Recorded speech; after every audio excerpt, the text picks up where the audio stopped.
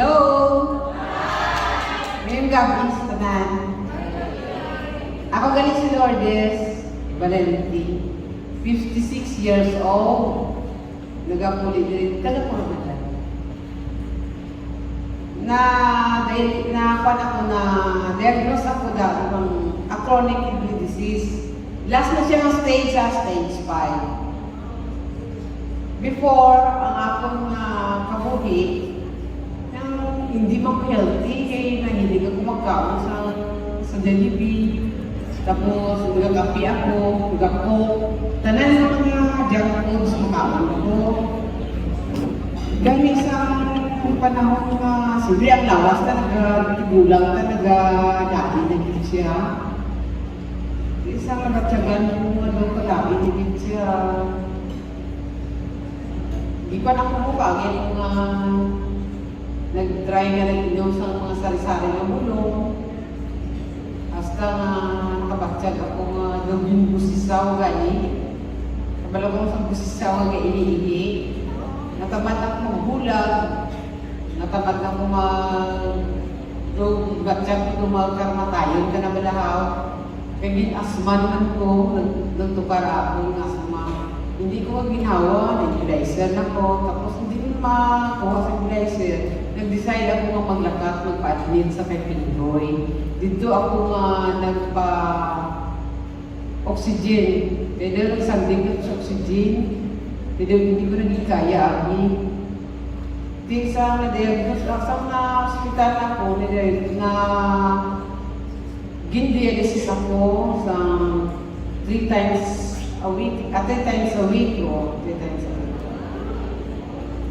Basta nga, hindi pa naglalang stincy. Basta nga nang damo mga bulong ang nainom ko. Sari-sari na lang gawala sa kaayuhan.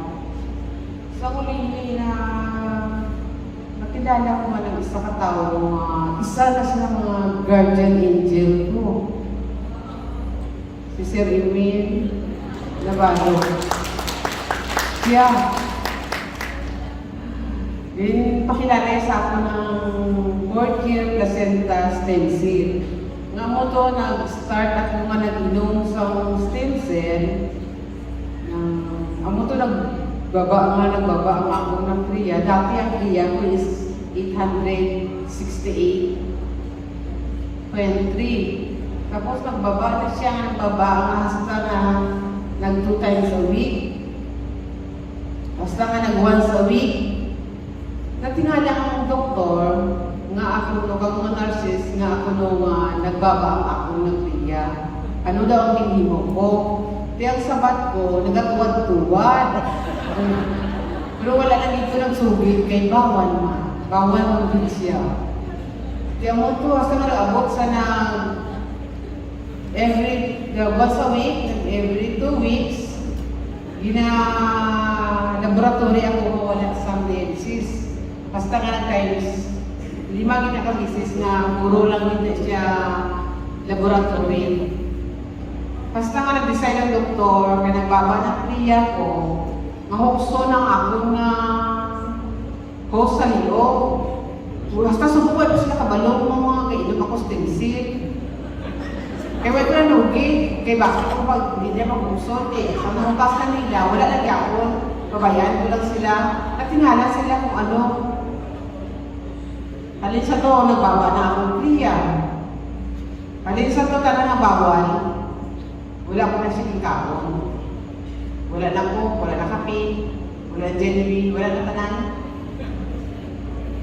Subong, ibagit kong nakainom para sa placenta, no? Big improvement.